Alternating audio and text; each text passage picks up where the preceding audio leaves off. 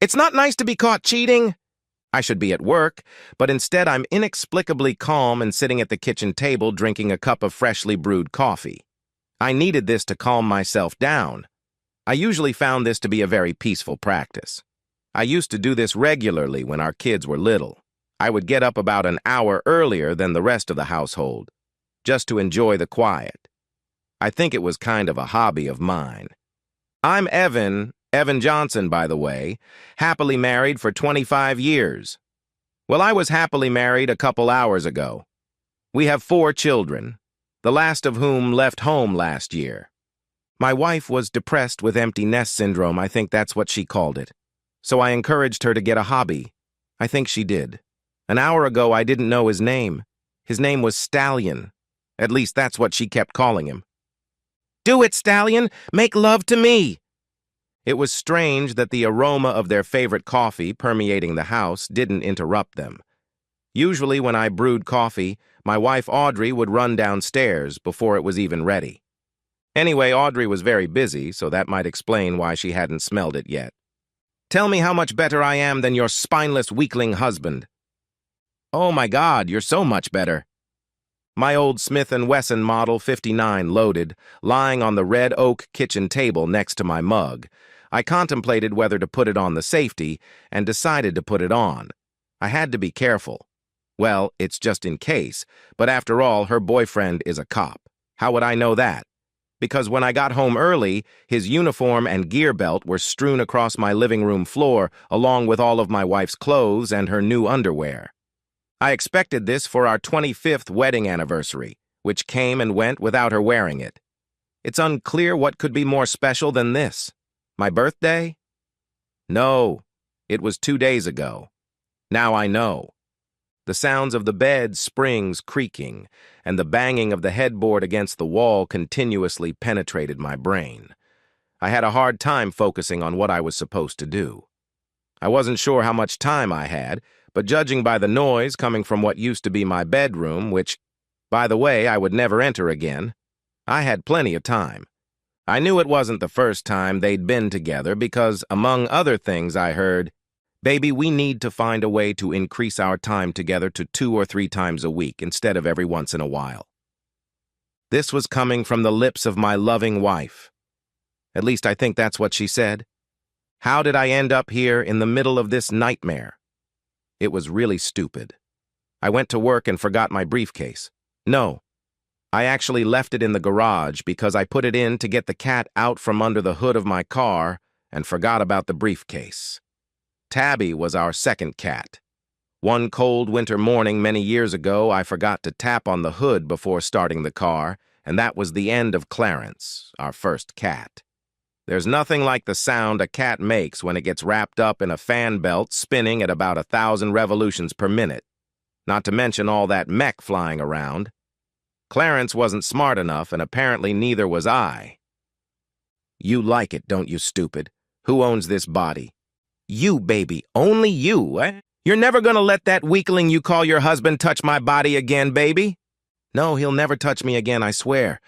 My briefcase wasn't really that important, so I was just going to leave it behind, but I had to visit a client who drove me right to my house. Tack! Anyway, I turned onto my street and immediately saw a black and white police car parked out front. I felt like someone had stabbed me in the heart. I assumed something terrible had happened to my devoted wife. I drove my 8-year-old Camry into the driveway, nearly hitting my wife's brand-new silver Lexus LS sedan. Her plaster garden gnome wasn't so lucky. I didn't even close the door and ran into the house. That's how I ended up here drinking coffee. It was very unpleasant, and instead of coffee, I really wanted whiskey. But I figured I would still need a clear head. I have to admit that their passionate screams were very disturbing, and seeing it was even worse. But I had to see it, if only to get the necessary video and audio. Honestly, seeing them making love in my bed wasn't the most disturbing aspect. The most unpleasant part was the verbal humiliation my wife heaped upon me. "God, you are so much better than Evan. Let me tell you, it is a shock when your wife makes love to her lover in your marital bed. And yes, they did it on my side." My wife and my lover constantly humiliated me. After hearing all this, I ran to the bathroom, leaned over the toilet, and threw up my breakfast. I was surprised they didn't hear or smell it either. I guess they were very focused on what they were doing. Part of me couldn't believe it all, even after I had seen and heard enough to convince the jury of what was going on. But my wife was 50 years old, and the jerk she was making love to couldn't have been more than 30, and he was really in good shape. My wife was hardly a match for him. Sure, I wasn't macho either, but couldn't this dumb head at least go after someone else's wife who was in shape? I don't get it. It seemed to go on forever, but after about 90 minutes it got very quiet. I guess they must have taken a break. Suddenly I heard my wife ask, "What is that smell?" "That's my special blend." "Did you make coffee?" There was no response from her boyfriend. I just heard, "Oh my God," from Audrey, and then a bunch of running around, the sound of closet doors opening and closing and dresser drawers and laundry baskets. I assumed they were cleaning up evidence of their date. When I peeked into the bedroom, I saw a lot of toys and other performance-enhancing items lying around. However, there was no contraceptive, new or used. I made a mental note to get an STD test immediately.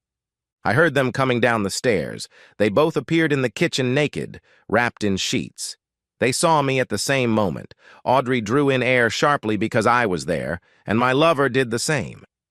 I'm not sure if his shock was at the sight of me or the Smith & Wesson Model 59. He furtively looked in the direction of his uniform and immediately became despondent. "He's not there, stud." "What?" "Your service weapon. Your boss took it with him when he left." "Caring guy." He literally started to fade before my eyes, and then I saw his lips quiver. In desperation, he fell to his knees, losing the sheet in the process, and began frantically rummaging through the pile on the floor. He took this too. I think he called it your throwing weapon. I'm guessing the thing that upset him the most was the fact that the serial number had been taken off of it. Something like 5 to 7 years for that. Former Officer Stad Johnson's shoulders slumped dramatically at this revelation. "Like I said, he's a caring guy. We had a pretty good conversation while you two lovebirds were minding your own business upstairs." Hurd quickly looked out the window to the street. "Yes, he also took the patrol car.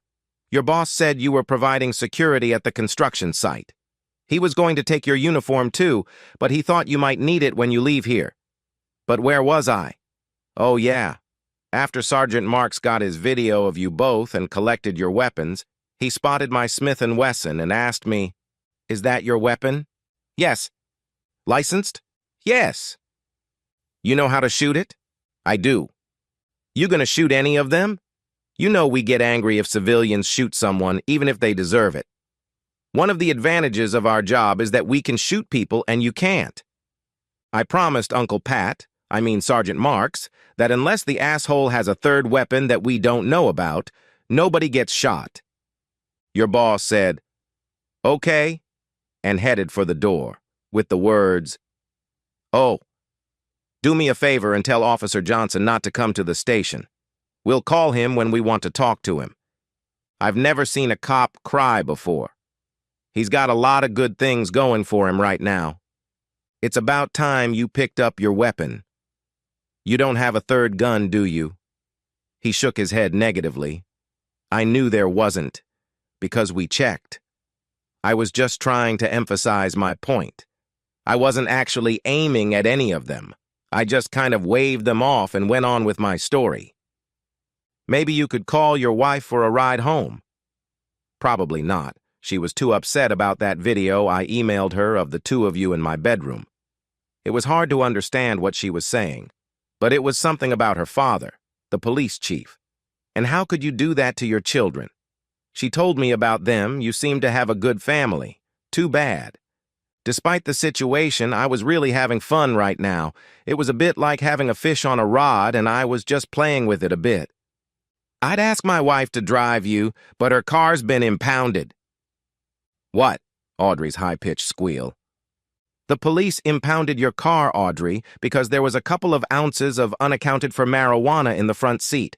Sergeant Marks said they usually just write a ticket if they do anything at all, but he felt they owed me something for all the trouble the police department caused me.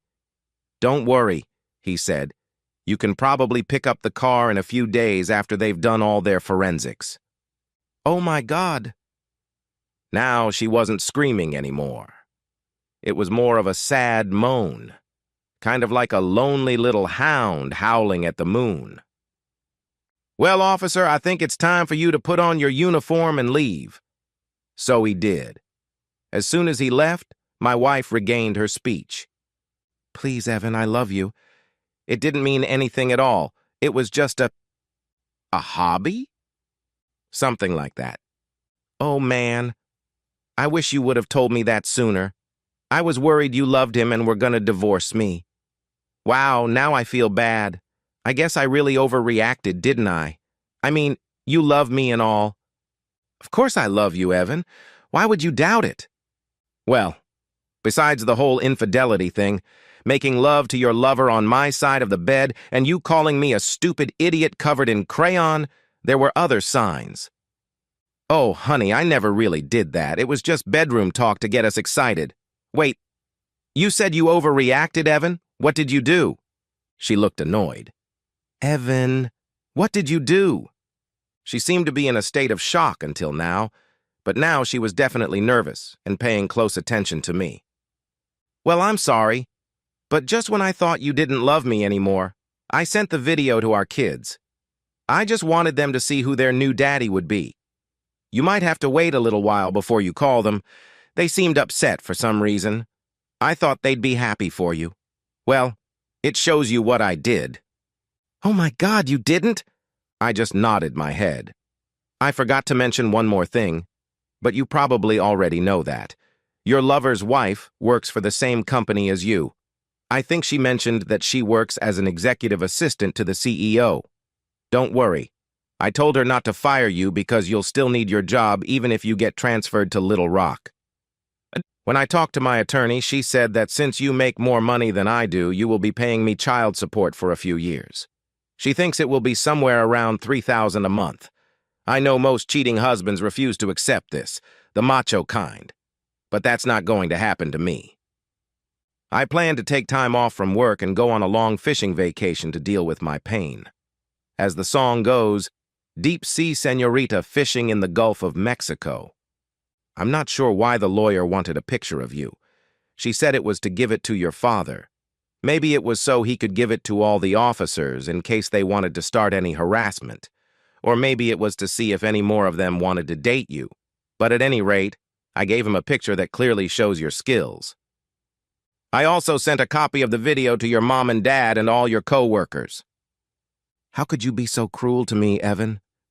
Oh, honey, I wasn't being cruel. I just wanted everyone to know who your new beau was. All your Facebook friends seemed happy for you.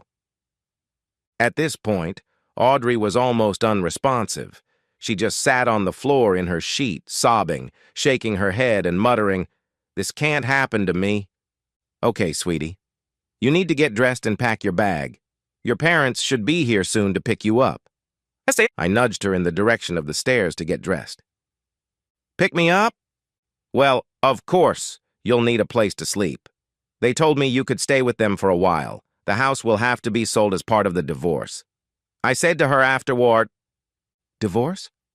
You seem to have a few questions, dear. That surprises me. What did you think was going to happen when I found out?" Well, I really, you didn't think you'd get caught? Are we going to continue this pointless conversation? It got quiet upstairs for a few minutes. She didn't make a sound except for the occasional wheezing and sobbing. Why do cheaters always cry when they get caught? It's the most horrible thing. If being caught is so unpleasant, then for God's sake, don't cheat. About 10 minutes later, she came downstairs, dressed but without her suitcase. Evan, honey, we're really, Just then I heard her parents' car pull up in front of our house. Goodbye, Audrey. Gentlemanly as always, I held the door open for her. The end. Subscribe to my channel. Thank you. Online infidelity and lost marriages. I sat at the large wooden desk in my home office with grim determination. After reviewing my checklist for the 10th time and making sure my plans were properly prepared, I leaned back in my chair, closed my eyes, and thought back over the past 2 weeks. Our first email exchange had occurred 12 days ago when I was traveling to Memphis on business. My email was sent to an attractive woman with the nickname Ashley. Ashley is a member of a popular, world-renowned cheater site. I was drawn to Ashley's profile. Her profile headline read, "Sweet and married wants to explore." I am a 48-year-old married woman. I have spent over half my life being a loving wife and mother, dedicated to my family, friends, and community. Now I selfishly want to explore sex with men other than my husband. I am incredibly discreet and will only date men who will play by my rules. If you're interested, take a chance and introduce yourself. With great interest, I wrote, "Hi, my name is Mikey. I'm 39, married, and want to stay married, well-educated, and have a professional career. I work as a senior project manager in the computer hardware industry and am currently overseeing a project near you. I commute to Hartford every week and will continue this schedule until the project is completed in 18 months. Physically, I am 6'1", 190 pounds, with a trim and athletic build. I have short black hair and dark eyes. I am told I am a handsome man. Sexually, I tend to be dominant and like to take control. I am not looking for love. I get that at home. Instead, I'm just looking for sex. Like you, I am a 100% discreet. I can meet in public, at a location away from your hometown. This will give us the privacy you need, and we can get to know each other in a safe environment. Further, assuming we decide that we are a good match and want to begin a close friendship, I will stay at a hotel when I am in town and invite you to my room. I would love the opportunity to get to know you via email and look forward to meeting you." After sending the email, I checked a few other profiles, but found no one more interesting than Ashley. After a short visit to the nearly empty hotel bar, I went to bed and fell soundly asleep. The next day was busy. My clients in Memphis had several technical meetings scheduled, and I was on the run until the early evening. I took 2 clients out to dinner at an upscale seafood restaurant. We were able to put the busy day behind us and enjoyed dinner. I grabbed a bourbon on the rocks as I walked through the hotel lobby and took the drink to my room. After changing into gym shorts and a t-shirt, I booted up my computer. A reply from Ashley had been sent through the website to my email. The letter read, "Hi, Mike. Thanks for introducing yourself. Your letter was much more informative than most of the ones I have received. Honestly, most write, 'Do you want to make love?' or something similar. Yours was refreshing. Thank you. More about me. I've been married to the same man for over 20 years. My husband works as an executive in the construction industry. He travels for business, and while he's away, and only when he's traveling, I date. I am a successful real estate agent. As usual in my industry, I have a chaotic schedule. With the right communication and planning, I can get dates during the day or early evening. I have been on this site for over a year and joined when my youngest child left for college. I admit that the combination of having an empty house, a husband who travels a lot, and a close divorced friend who brags about her many love exploits has given me the inclination to have affairs. I am attracted to you for several reasons. I only date married men. I adhere to the political term mutual assured destruction. I am also glad you are from out of town and have a hotel room. 3 of my past friends were local. I was constantly worried that I would run into them when I was out walking with my husband. In fact, I saw one of my boyfriends after we broke up at our local airport when I was going on vacation with hubby. Thankfully, he didn't notice me. I am also thrilled that you are 10 years younger than me. I have never been with a man 10 years younger than me. I've gotten thousands of emails on the site over the year. I've heard that women get many more than men. I've had online relationships with over 25 men and met 8 in real life over coffee. I've only had 6 affairs if you count the 3 one-night stands. The other 3 relationships lasted several months each, and they were all exciting in different ways. I have a few questions for you. Do you currently have any other women, other than your wife? What do you dislike about online interactions with women? Is this your first romance? What do you look for in a partner? I want you to understand that we will need to get to know each other through the post. I won't jump into bed in a few days. I can also promise you that I am worth the effort. I'll look forward to further communication. I didn't want to seem pushy, so after reading Ashley's email, I turned off my computer and headed to the hotel gym. I ran on the treadmill for 30 minutes, lifted dumbbells and did pull-ups afterward before heading back to my room and getting into bed. The next morning at 6 o'clock, I arrived at the Memphis airport and flew home. I stopped by the office for a couple of hours to take care of some urgent business. As we planned, I met my wife Bonnie at a local bistro along with longtime friend Kelly and her sex buddy. Dinner and drinks were great. The socializing was barely tolerable. I didn't like Kelly. She was a cheater who hated men. The ride home took a little over 30 minutes, and Bonnie was slowly bobbing her head in my lap the whole time. And when we got into the house, we made love on the hood of the Machina. Saturday, I woke up early, and with a pot of coffee, I headed to my home office to finish up all the end-of-the-week paperwork. I knew Bonnie would be in bed for the next few hours, so I felt safe opening my email and replying to Ashley. "Good morning, Ashley." I apologize for the delay in replying. I flew home yesterday morning, spent the afternoon at the office, and had a date with my wife in the evening. Since we are both very cautious, can we agree that we won't be upset if responses are delayed? I would hope so. To your questions, I am currently not affiliated with anyone. I've overseen 6 small projects in the last 3 months. I haven't spent much time in any city, and as a result, I haven't sought out a friend with benefits. Our group has fully completed 4 projects, and I was assigned the newest one in Hartford. The Hartford project is very extensive and requires constant on-site supervision. I will be visiting you often. In the evenings, I will have the opportunity to host a guest at the hotel on a regular basis. I started dating 7 years ago and have had a total of 16 affairs. 5 of them were one-night stands. 8 lasted several months, and 3 went on discreetly for a year or more. What do I like the least? Liars. I've gotten into the habit of being forthright and honest. If I don't want to answer a question, I'll let you know. I won't lie. All the one-night stands included incredible sex with women seeking permanent friendship. But alas, they all disappeared after the first date. Ashley, you may be saying to yourself, if so many women disappeared after the first date, maybe he's just a bad partner. That's a reasonable conclusion. But when each of the women left my room, they were overwhelmed with happiness from the sex and promised to see each other again. At any rate, this is my biggest annoyance with online dating. I hate liars. What's my favorite thing about it? It's very simple. I like the variety that new, uninhibited women offer. Your last question was, what am I looking for? I am looking for a woman interested in a steady and hopefully long-term affair. She will be attractive and proportionately built. She will be able to date a couple times a month. She will be a lady in public and a cheater behind closed doors. I like women who are wordy and will use wino-charged words in private. Ideally, she is married.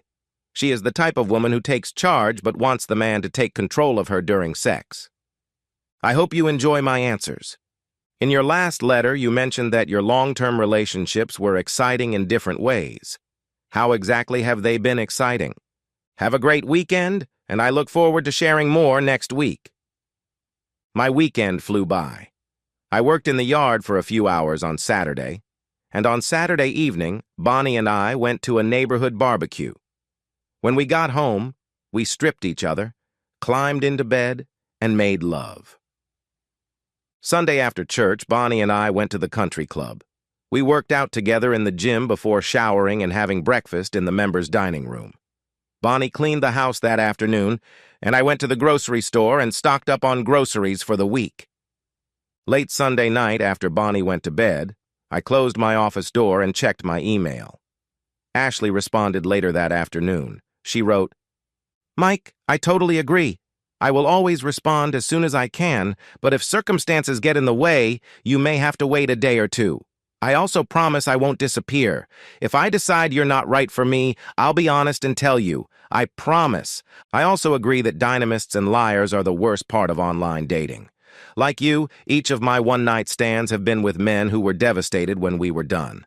Each promised that our date would be the first of many and then disappeared. It's very discouraging. Thank you for the detailed answers to my questions. At this point, I was not disappointed with what you shared. You're getting me excited. That's a good thing. I'm also impressed that you didn't demand a picture or ask what I look like. In your last email, you wrote that you were looking for an attractive woman. I am attractive. My height is 5 feet 5 inches and my weight is 138 pounds. My stylish, shoulder-length hair is red and my eyes are brown. I have C-cup breasts that are mostly high and firm. I work out almost daily and have a taut, flat stomach, great legs, and an ass that makes the men at the gym drool. I've written before that each of my 3 long-term romances was exciting in different ways. One man was very strong and took what he wanted within my limits. Fortunately, he also made sure that I was satisfied. The second man was a black man. I get very excited when I think about how erotic it was to watch his dark body merge with my white body. The third man, my last, was a wicked treat, although I didn't know that when we corresponded. My husband has been away all day and will be home soon, so I'm going to make a deal with you. I'm sending an anonymous, faceless picture so you can get a good look at my hot body. I hope you like it. The picture was very pretty and showed Ashley from the neck down. She was wearing a wet white t-shirt, similar to what girls wear to wet t-shirt competitions on spring break. The shirt ended just above her flat stomach. Ashley's lower half of her body was covered by a tiny black thong. She looked amazing.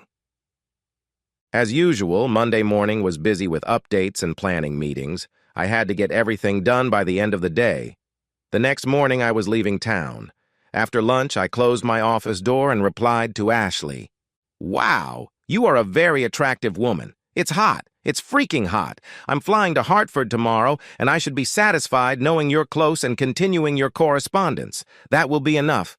For today. In my first letter, I gave my general description.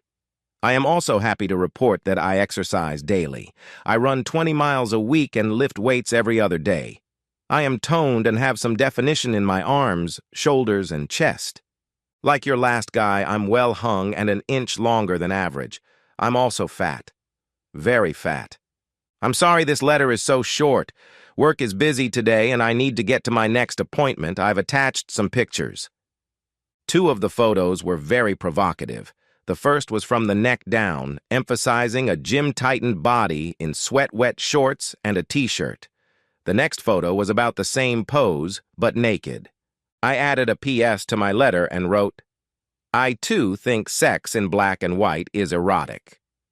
Because of my travel schedule and problems with finalizing the project, my day was filled. The next 2 days, I worked late. On those days, I didn't open my email. When I did, I found 2 emails from Ashley. She wrote to me on Monday night. Your letters make me think of nothing but you. I actually slept really well. Just like your pictures of you with that sexy black woman, I kept 1 trophy picture of each of my romances. They're anonymous, but I think they're so damn hot.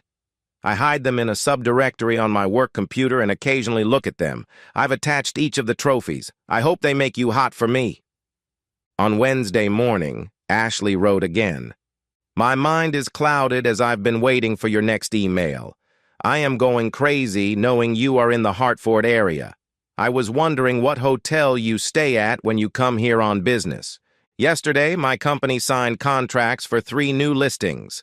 I visited each of them to familiarize myself with the homes. As I walked through each house, I imagined that you were a potential client.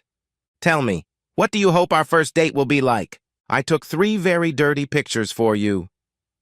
The pictures were amazing. I assume Ashley set her phone camera on the dresser in the bedroom and pointed it at the bed. After a quick drink with my crew, I went back to my room. I texted Ashley. I'm staying at the Marriott Hotel near the convention center in downtown Hartford. The hotel is fairly new and has 2 good restaurants and 2 bars. The parking lot is great. After 6 p.m., only guests in the lobby. The Marriott is not a hangout for locals, so it would be unusual for my partner to run into someone she knows. As a real estate agent, you can tell anyone you're meeting a client. However, if we decide to have an affair, I'll stay at any hotel you want. I can stay anywhere. Ashley, our emails have gotten very explicit. I'm glad you're excited, and I hope you're starting to think about getting together. You asked about our first date. Let me tell you about it. Our first date will be during a work day at a local coffee shop. You'll be professionally dressed for me, with a button-up blouse that emphasizes your breasts. You will wear a skirt and heeled shoes. As we sit together, we'll get to know each other better. In 30 minutes, we'll find out how truthful our letters were. We will also find out if there is a personal attraction. If our meeting and socializing goes as we both hope, we'll arrange to meet in my hotel room later that evening. I will walk you from the cafe to your car and we will shake hands. I expect that when you get in your car and then after that we'll go to my hotel room. If your husband is leaving next week, let's make an appointment. When is he leaving? While I was texting Ashley, she responded to my earlier picture and email. You are such a sexy and exciting man. I can't wait for your next letter. It was only 11 o'clock at night. I decided to leave the computer on. I expected Ashley to write again tonight. I walked around the hotel bar. Other than a few lonely businessmen, there was no one here. I ordered a bourbon for the room. By the time I got back, Ashley had responded with a short note. Hubby is leaving on Monday. I'm so nervous, but I want to meet up so badly. Can we meet Monday at 9 in the morning? Let's meet at the Starbucks in Wethersfield. It's on Silas Dean Highway near Marshall's house. I'll get dressed like you told me to. I can't wait till Monday night. I want to be your married cheater. I'll let you use my body. Wow, you're driving me crazy. I flew home on Friday, and we had a normal weekend. Friday, we had dinner at a restaurant, and when we got home, we had sex. On Saturday, Bonnie and I joined another couple for a round of golf, followed by drinks and dinner. After another round of sex on Sunday morning, we headed to church and the gym. Sunday afternoon was beautiful. I grabbed a book and read for a couple hours. It was a peaceful day. It was 8:10 Monday morning when I heard Bonnie close the bathroom door. The noise pulled me away from my thoughts of the previous 2 weeks. I got up from the table and walked to the kitchen. Filling a mug of coffee, I sat down at the kitchen table. I heard the clack of Bonnie's heels as she came down the carpeted stairs and walked down the tiled hallway toward the kitchen. Bonnie was in her morning pre-coffee stupor and walked right up to the coffee pot. I watched quietly as she poured a cup and stirred in a teaspoon of sugar. She took a satisfied sip, turned around, saw me, and shrieked. "Christ!" she shrieked. "You scared the hell out of me! I thought you'd gone to the airport!" I took a slow, deep sip from my mug before answering. The trip was canceled. Bonnie and I had been married for 23 years, and in that time I'd learned to read her like a book. She tried to look nonchalant, calm, and collected, but in fact, she was in a panic. She walked carelessly over to the bookshelf at the end of the kitchen table.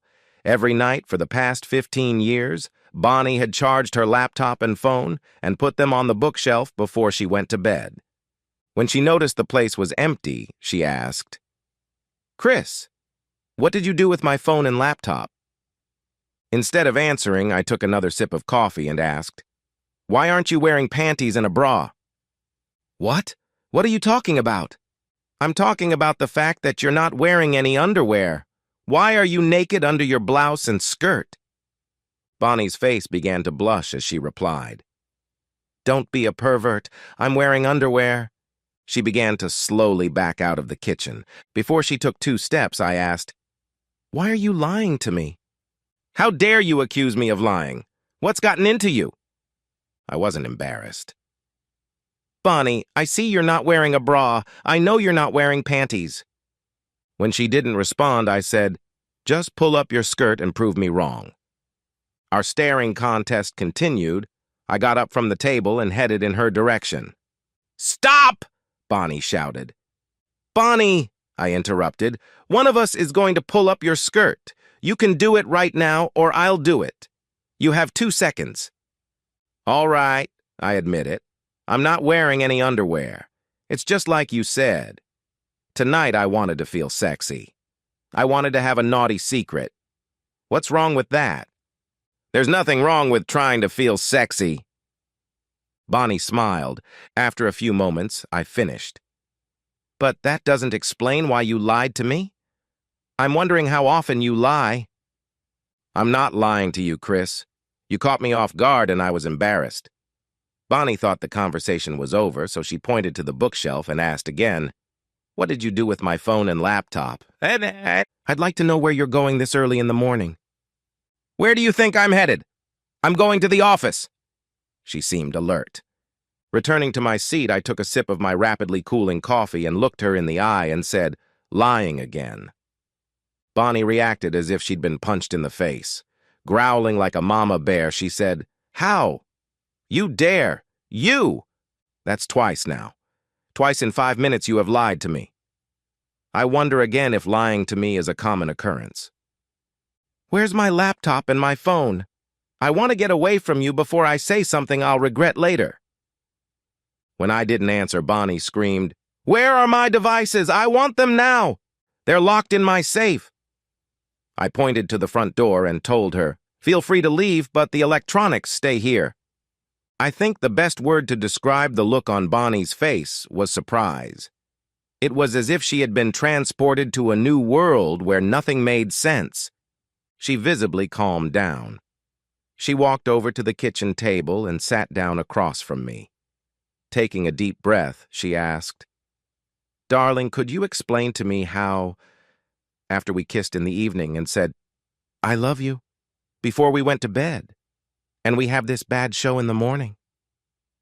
After thinking for a few seconds, I nodded slowly and said, "I lied." "You lied? Good. What did you lie about, honey?" Looking Bonnie in the eye, I told her, "I lied about loving you." I was surprised that Bonnie was able to control her emotions. A few moments passed before she asked, "Don't you love me anymore?" I admitted, "I'm not sure that 2 decades of love can ever be completely broken, but it's close." "Honey, I'm too confused to make sense of this conversation. You have to explain it to me in a way that I can understand." "I'd be happy to do that if you'd do me a favor." "I'll do anything, my love. You know you would," Bonnie replied. "For the rest of this discussion, I don't want you to call me darling, sweetheart, favorite, or any other affectionate word. In fact, I don't want you to call me Chris." Bonnie actually grinned. She said, "It's okay. What should I call you?" I pretended to ponder her question. After a moment, I said, "Call me Mike." I watched Bonnie carefully. She must have been more confused than I thought, because my obvious clue flew right past her. I continued, "I'm not going to call you Bonnie." Again, I pretended to think, watching a strange, condescending smile spread across Bonnie's face. "Instead, I think I'm going to name you Ashley." Her smile disappeared almost immediately. I continued, "Ashley and Mike. Mike and Ashley. That sounds like 2 lying, cheating, married assholes. Don't you agree?"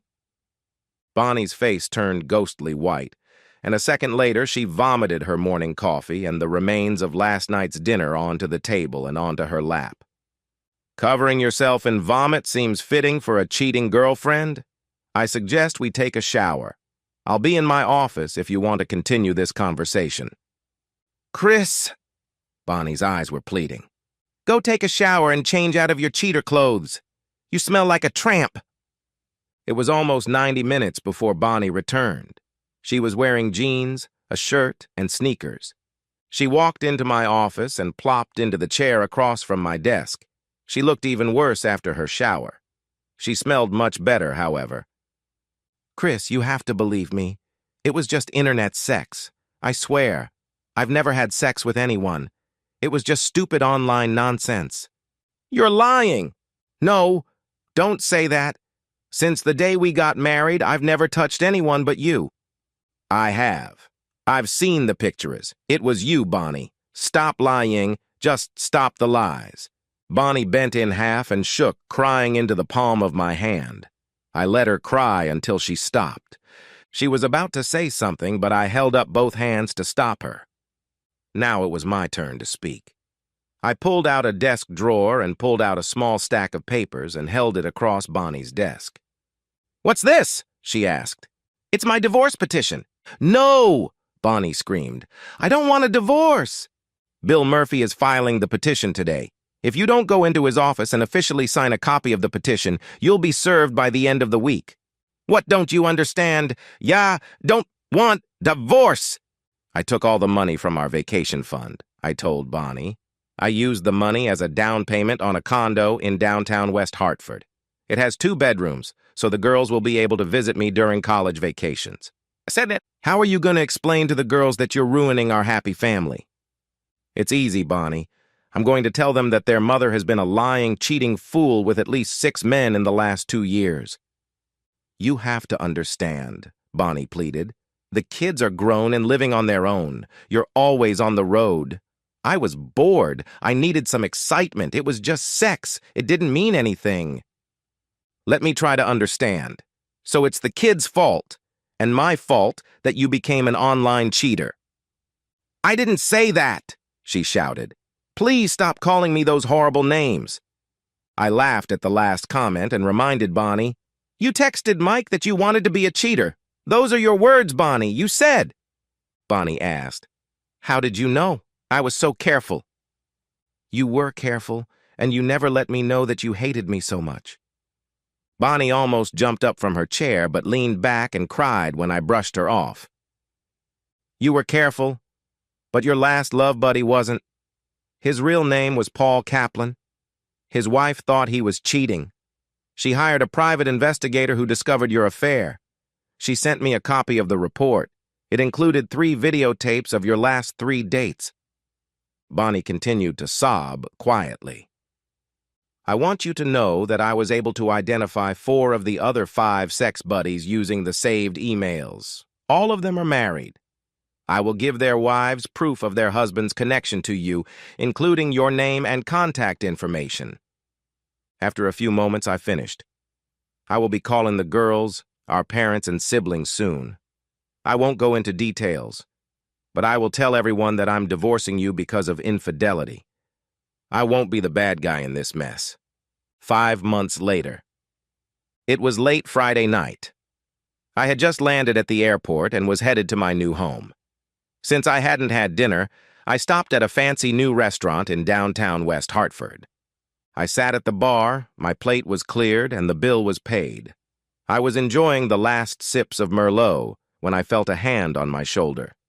The woman said, "I wanted to apologize to you, but I didn't know how you would take it."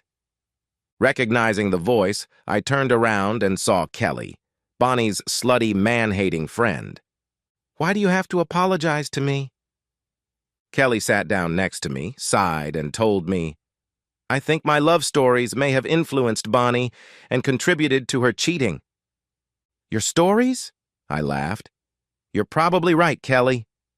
But it was Bonnie who created a complicated online life. Our breakup is her fault. I accept your apology, but it's not necessary." "She's a mess. I'm worried about her." "A lot of people are worried. I know from the girls and her father that she is seeing a therapist and trying to improve her life. I hope that continues." "Chris, I have to ask, is there any hope? Any small hope that you can call off the divorce and try again? Bonnie loves you so much." At that moment, I felt a hand on my shoulder again. Someone leaned over and said, "Are you replacing me already?" I turned around and smiled at Jana. Kissing her gently on the lips, I nodded toward Kelly and said, "I'd like you to meet my old friend, Kelly McGregor. Kelly, I'd like you to meet Jana Flynn." After the 2 women shook hands, I stood up, took Jana's hand, and said, "It's time to go." I smiled and said goodnight to Kelly, and Jana said, "There's no hope, Kelly. He's mine. I'm not going to let him go. The end. Subscribe to my channel. Thank you."